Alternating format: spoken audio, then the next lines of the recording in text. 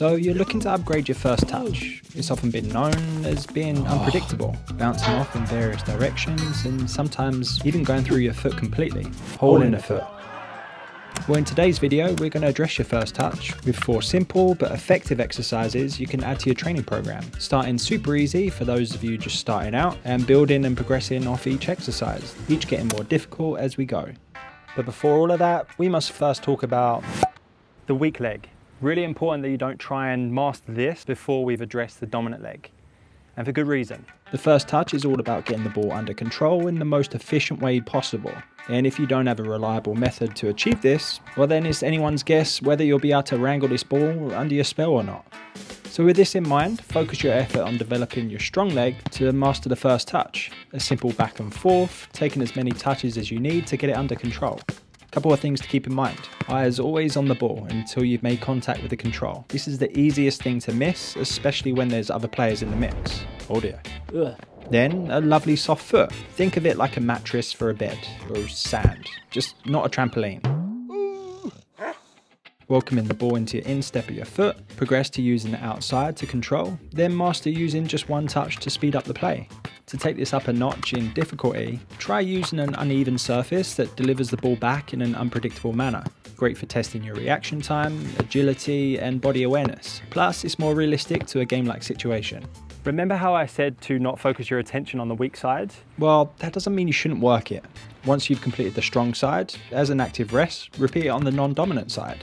This is also good for the stronger foot, getting it used to moving in different ways, playing the supporting role. Number 2, kick-ups. Whether it's a bouncing kick-up, a 2-bounce kick-up, or a running all over the place looking to wrangle this thing kick-up. Getting good at juggling is one of the most useful ways to improve your control. It doesn't have to be the flash stuff. So start basic, with a kick-up from your hands, trying to use different parts of your boot. And the same thing with a bounce, giving you time to shape up your body and to work out the timing. Eventually moving on to full kick-ups, using all parts of your body.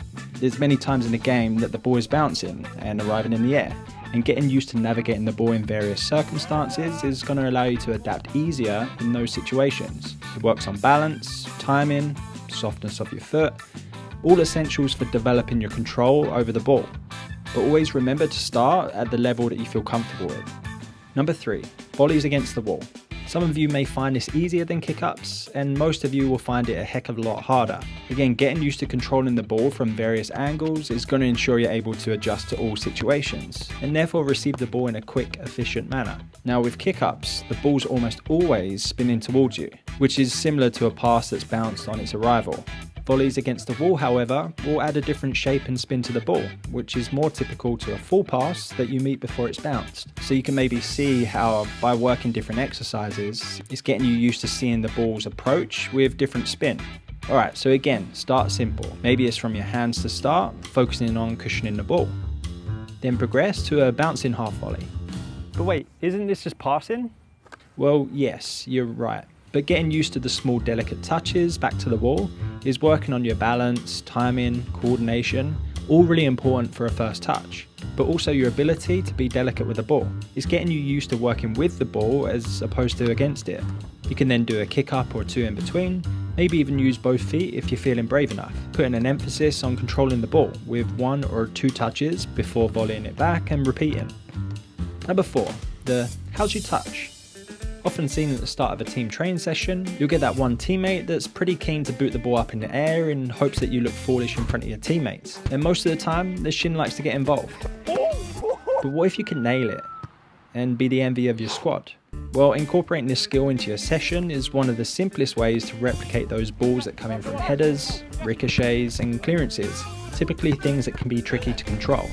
You can start with some small kicks just above your head, and progress to full wallops of the ball if you feel comfortable enough. Not only does it work on your touch, but also your ball connection when you're kicking the ball in the air. Don't worry if you miss kick it. This is an opportunity to work on your running and controlling. Just like all the previous exercises, make sure you have your eyes on the ball and a super soft foot when you make contact, whether you're incorporating this into your kick-ups or adding it to a training drill. Again, like all the other exercises, focus on getting the ball back under control with your dominant foot before moving on to the next phase of the movement. If you stick to this basic concept of mastering the first touch, well then odds are you're going to be a pretty good player. Now the next step is to figure out how to take on the opponent with this same simplistic approach. And well, this extremely old but basic skill is going to give you just the tools you'll need to achieve just that. Plus your team's going to love you for it. So